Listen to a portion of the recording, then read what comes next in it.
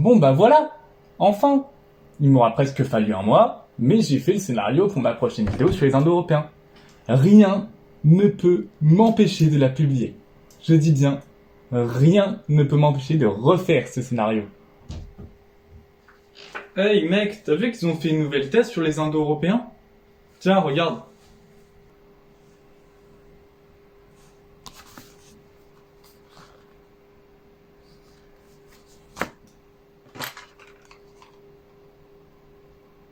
Et paf, ça fait des chocs à pic.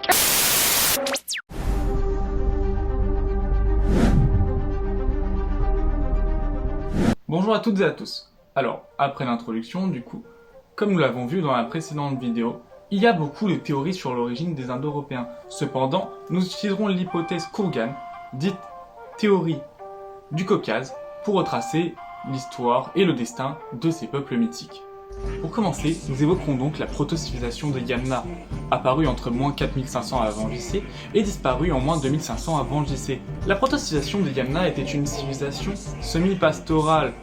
Le modèle de vie pouvait s'apparenter à la fin du néolithique tardif, car celle-ci ne possédait pas l'écriture. Cependant, elle avait une grande avancée sur la métallurgie.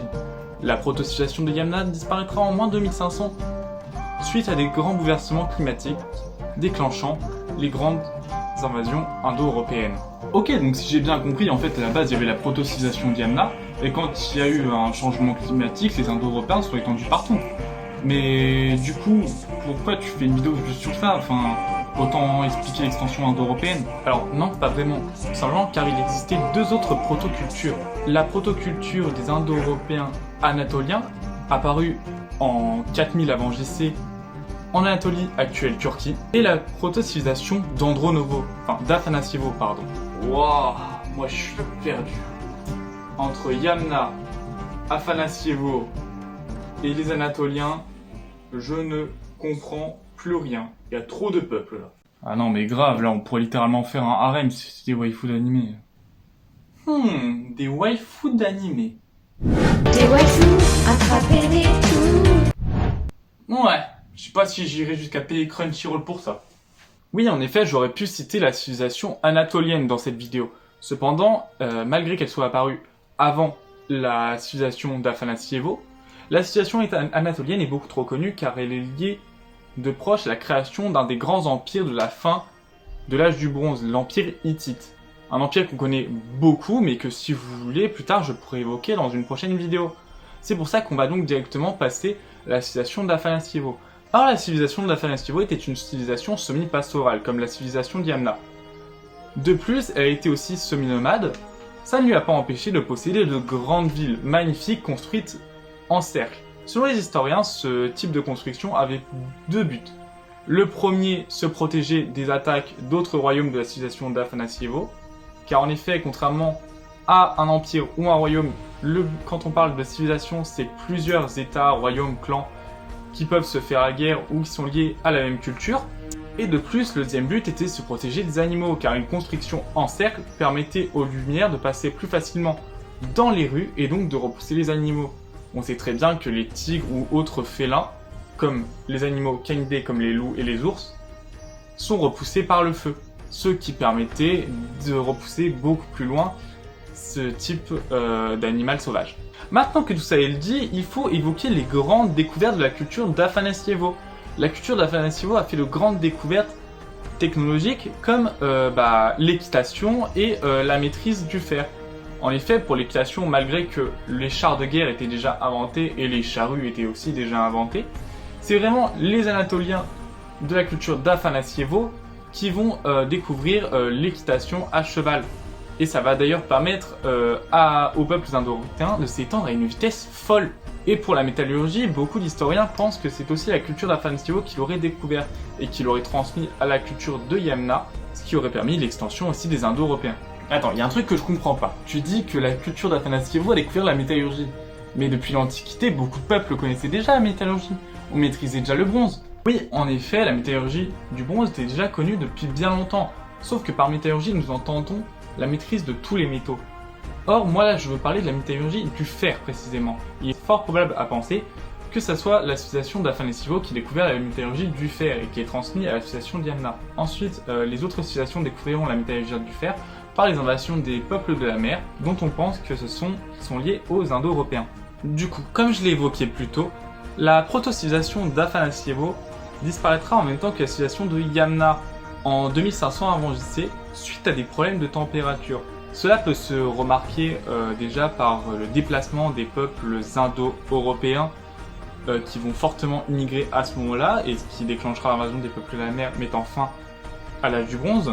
Et de plus, pour appuyer l'idée que c'est vraiment la fin de ces protocultures qui a été déclenchée par un refroidissement climatique, on peut prendre un exemple qui se voit dans la mythologie tangriste, mythologie des Turco-Mongols, qui est fortement inspirée de la proto-religion des Indo-Européens. Je cite donc l'extrait. À l'époque où les hommes étaient encore blonds et bleus des yeux, alors que Erlik et Tangri se disputaient à nouveau, et alors que l'avatar du ciel allait gagner le combat, Erlik asséna un coup de tête à Tangri, faisant venir le froid glacial de l'hiver dans le monde. Il a mis un coup de boule, il s'est pris pour Zizou. Bref, qu'est-ce qu'on peut en comprendre de ce passage de la mythologie tangriste? Eh bien, premièrement, que la mythologie tangriste est liée de loin à la mythologie des Indo-Européens. Ce qui est normal parce que les Indo-Européens vont rentrer en contact avec les Xiongnu, comme je l'ai évoqué dans ma première vidéo, et que ce contact entre ces deux civilisations peut avoir lieu en un échange de culture. On l'a déjà vu des milliers de fois entre plusieurs peuples. Cet échange de civilisation va faire que les Xiongnu, qui sont les Turco-Mongols déjà de base, qui sont une civilisation née du mélange entre les peuples asiatiques et la culture indo-européenne qui est arrivée par là, va donner lieu à cette légende où Tangri, qui peut être l'équivalent de Dieu, va affronter Erlik, qui est lui le diable ou le dieu de la destruction selon les textes. Et alors que Tangri va gagner le combat, Erlik va se prendre pour Zizou et va lui faire une Materati. C'est pour toi, Zizou. Ah oui, c'est vrai, il est pas mort. Bref, je pense que vous avez pu comprendre au vu des événements que j'ai cités et du tournage de cette vidéo qui a été catastrophique. J'ai pas vraiment eu les bons moyens pour la tourner, donc je pense que c'est pour ça que je vais arrêter de faire des vidéos sur les Indo-Européens pour le moment, le temps que je mette plus en place de nouveaux textes. De plus, je tiens à prévenir, il y aura peut-être pas de vidéo pour le mois de décembre et le mois de janvier parce que j'ai mes partiels de fac d'histoire.